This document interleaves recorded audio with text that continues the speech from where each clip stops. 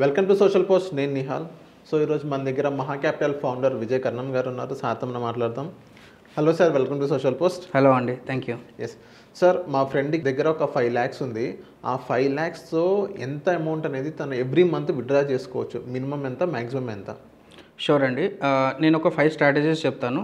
దీంట్లో మీరు minimum withdrawal చేసుకోగలిగింది 3,500, maximum 20,000 వరకు కూడా మీరు విత్డ్రాల్ చేసుకోవచ్చు ఎవ్రీ మంత్. ఓకే. సో ఈ స్ట్రాటజీస్, దాంట్లో ఉన్న కండిషన్స్ ఏందో కూడా క్లియర్గా చెప్తాను. ఫస్ట్ స్ట్రాటజీ వచ్చేసి మీరు 3,500 నెక్స్ట్ మంత్ నుంచి మీరు విత్డ్రాల్ చేసుకోవచ్చు. సో జనరల్గా మీరు ఫిక్స్డ్ డిపాజిట్లో చేసుకున్న దానికంటే ఎక్కువ విత్డ్రాల్ చేసుకోవచ్చు. అట్ ద సేమ్ టైం మీకు రిటర్న్స్ కూడా ఫిక్స్డ్ డిపాజిట్ కంటే ఎక్కువ రిటర్న్స్ వస్తాయి. సో ఇక్కడ మనం ఫండ్ అలొకేషన్ స్ట్రాటజీ ఎలా ఉండాలి అంటే, నెక్స్ట్ 1-2 ఇయర్స్కి, నెక్స్ట్ అట్లీస్ట్ 1 year కన్నా 2 years కన్నా ఉన్న అమౌంట్ మనం డెట్ ఫండ్స్లో ఇన్వెస్ట్ చేసుకొని, మిగతా అమౌంట్ ఏదైతే ఉంటుందో దాన్ని ఈక్వల్ పార్ట్స్గా డివైడ్ చేసుకొని, ఒకటేమో మనము బ్యాలెన్స్డ్ ఫండ్స్ కానీ, లేకపోతే డిఏఎఫ్ అంటాము, డైనమిక్ అసెట్ అలొకేషన్ ఫండ్స్ అని డిఫరెంట్ టైప్స్ ఆఫ్ ఫండ్స్ ఉంటాయి. ఆ ఫండ్స్లలో ఇన్వెస్ట్ చేస్తాము. అండ్ నెక్స్ట్ 50% ఉంటుంది కదా, అది కంప్లీట్లీ అగ్రెసివ్ ఫండ్స్లో తీసుకుంటాం. సో దీని ద్వారా ఏమవుతుంది అంటే, మనకి 3,500 చాలా చిన్న అమౌంట్ అనిపిస్తుండొచ్చు, కాకపోతే ఇది మంత్లీ ఇన్కమ్ వస్తుంటుంది. దాంతోపాటు మీ 5 lakhs కూడా డబుల్ అవుతుంది అనమాట. ఎప్పుడు ఎంతవరకు, ఎన్ని ఇయర్స్? అప్రాక్సిమేట్లీ 7 to 10 yearsలో మీ 5 lakhs కాస్త 10 lakhs అవుతుంది. Okay, done. సో ఇది అంటే passive income, very minimum, very less risk, చాలా తక్కువ రిస్క్ అనమాట ఇది. This is first strategy. Second strategy వచ్చేసి, మీరు నెక్స్ట్ మంత్ నుంచి 10,000 విత్డ్రాల్ చేసుకోవచ్చు.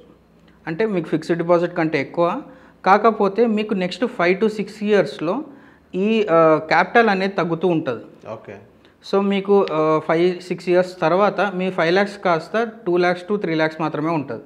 ఓకే. సో అంటే చాలామందికి ఎలా ఉంటుందంటే, నెక్స్ట్ 5 to 6 years నాకు క్రూషియల్, అప్పటి వరకు నాకు ఇన్కమ్ వస్తే చాలు, దాని తర్వాత మళ్ళీ నన్ను పెంచుకుంటాను అనుకున్న వాళ్ళకి ఈ స్ట్రాటజీ పనికి వస్తుంది అనమాట. ఓకే.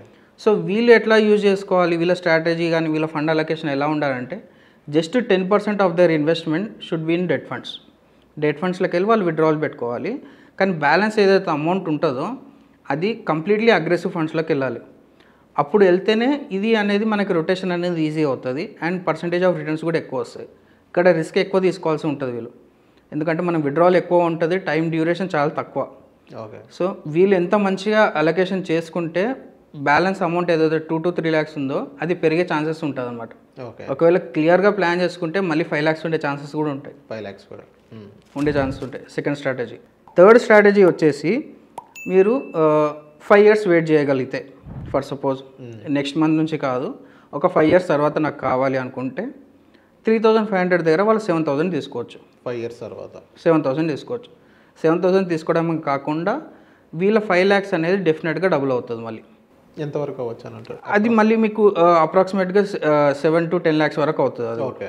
డ్యూరేషన్ వెయిట్ చేస్తుంటారు కదా, డ్యూరేషన్ వెయిట్ చేసినందుకు మీకు అక్కడ రివార్డ్ అనేది వస్తుంటుంది. సో ఇక్కడ మీకు అలొకేషన్ 100% ఈక్విటీస్లోకి వెళ్ళిపోతుంది, ఎందుకంటే మీరు 5 years డ్యూరేషన్ వెయిట్ చేస్తున్నారు కాబట్టి 100% అగ్రెసివ్ ఫండ్స్లలోకి వెళ్ళాలి. జస్ట్ ఒక 10% లేకపోతే 5% డెట్ ఫండ్స్లో పెట్టుకోవాలి. ఏదైనా ఎమర్జెన్సీ పర్పస్కి కావాలంటే అది పెట్టుకోవాలి. లేదు అంటే కంప్లీట్గా అగ్రెసివ్ ఫండ్స్లోకి వెళ్ళిపోయి మీకు 5 years తర్వాత 7,000 విత్డ్రాల్ పెట్టుకుంటే మీకు మళ్ళీ క్యాపిటల్ మిగిలే ఛాన్సెస్ అయితే ఉంటాయి. అండ్ గుర్తుపెట్టుకోండి, ఇదంతా సబ్జెక్ట్ మార్కెట్ రిస్కే, జస్ట్ స్ట్రాటజీస్ మాత్రమే మనం డిస్కస్ చేస్తున్నాం. ఇది ఎటువంటి గ్యారంటీడ్ కాదు, కాకపోతే మనకున్న రిసోర్సెస్లో ది బెస్ట్ ప్లానింగ్ అనమాట ఇది. ఓకే. సో లాస్ట్ స్ట్రాటజీ ఏదైతే ఉందో, ఇక్కడ మనము ఎవ్రీ మంత్ మనం 20,000 విత్డ్రాల్ చేసుకోవచ్చు. కాకపోతే మీరు 5 years వెయిట్ చేయాల్సి ఉంటుంది. 5 years వెయిట్ చేసినాక 20,000 విత్డ్రాల్ చేసుకోవచ్చు. At the same time me capital కూడా 5 lakhs కంటే అబోవ్ ఉండే ఛాన్సెస్ అయితే ఉంటాయి. సో దీనికి మనం ఏం చేయాలి అంటే, థీమాటిక్ ఫండ్స్ కానీ, స్మాల్ క్యాప్ ఫండ్స్ కానీ, ఇట్లా హైలీ అగ్రెసివ్ ఫండ్స్లో మనం ఇన్వెస్ట్ చేసుకుంటే డెఫినెట్గా మనకి ఈ మంత్లీ ఇన్కమ్ అనేది డెఫినెట్గా పాసిబుల్ అనమాట. ఓకే సార్, ఇక్కడ ఈ 5 lakhs ఏదైతే ఉందో, సో అది మనం ఒక 10 year ఇంకా పెంచుకున్నట్లయితే, మీరు ఒక 5 years వెయిట్ చేస్తే ఒక 20,000 స్ట్రాటజీ చెప్పారు, అండ్ నెక్స్ట్ ఇంకో 7,000 స్ట్రాటజీ కూడా చెప్పారు. 10 year ఇంకా పెంచుకున్నట్లయితే ఇంకా విత్డ్రా అనేది ఎక్కువ ఉండొచ్చు. డెఫినెట్గా అండి. ఇప్పుడు మీరు 5 years బదులు 7 years పెట్టుకున్నారనుకోండి, డెఫినెట్గా ఒక 2-3,000 మంత్లీ ఇన్కమ్ పెరిగే ఛాన్సెస్ ఉంటాయి. ఓకే. అండ్ ఈ ప్రాసెస్లో ఎక్కడైనా సరే మనకి మార్కెట్ ఇంకా ఎక్కువ కార్పొరేట్ చేసి ఎక్కువ పర్ఫామ్ చేసింది అంటే డెఫినెట్గా మనకి ఇంక మంత్లీ ఇన్కమ్ పెరిగే ఛాన్సెస్ ఉంటుంది.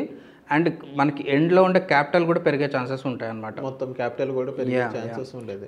అండ్ నా పర్సనల్ సజెషన్ ఏంటి అంటే మీరు బ్యాక్ క్యాల్కులేషన్ చేసుకోండి. మీకు మంత్లీ ఇన్కమ్ ఎంత కావాలి, మంత్లీ ఇన్కమ్ నాకు 20,000 అయితే సరిపోతుంది, 30,000 అయితే సరిపోతుంది అని మీరు ఏదైతే అనుకుంటారో దాని నుంచి మీకు ఎంత ఇన్వెస్ట్మెంట్ కావాలనేది ప్లాన్ చేసుకోండి.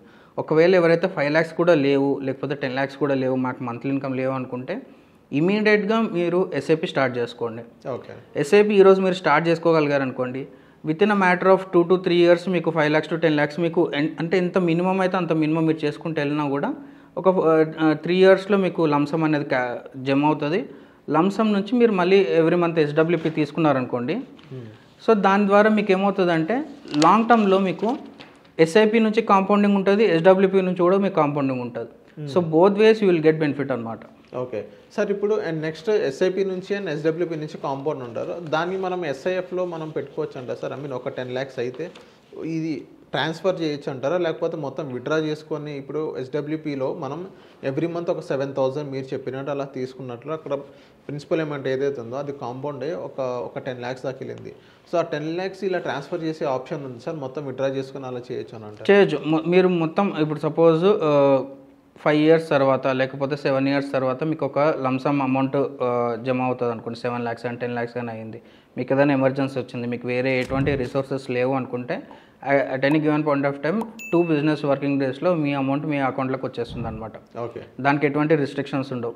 చాలామంది ఏం చేస్తారు అంటే ఎస్ఐపి కానీ ఎస్డబ్ల్యూపీ స్ట్రాటజీస్ మనం ఎక్స్ప్లెయిన్ చేస్తున్నప్పుడు వాళ్ళొక ఇన్సూరెన్స్ పాలసీ కానీ ఎల్ఐసి పాలసీ కానీ కంపేర్ చేసుకుంటారు. ఎటువంటి రిస్ట్రిక్షన్స్ ఉంటాయా, లేకపోతే మాకేమైనా పెనాల్టీ ఛార్జెస్ ఉంటాయా అని అడుగుతారు.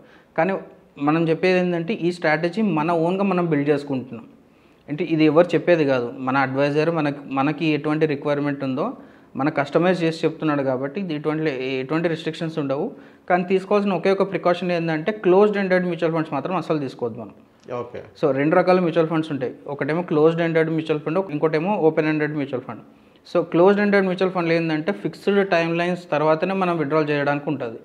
ఎగ్జాంపుల్ చిల్డ్రన్ ఫండ్స్, లేకపోతే ఈఎల్ఎస్ఎస్ ఫండ్స్, ఇవేంటంటే ఒక పీరియడ్ తర్వాత మీరు విత్డ్రాల్ చేసుకోవడానికి స్కోప్ ఉంటుంది, అంతకుముందు రాదనమాట. అందుకే మీరు ఎప్పుడైతే ఓపెన్ ఎండెడ్ తీసుకున్నారనుకోండి మీకు ఎటువంటి రిస్ట్రిక్షన్స్ ఉండవు. Okay okay, so thank you sir, thank you అండి. వచ్చినందుకు. Thank you.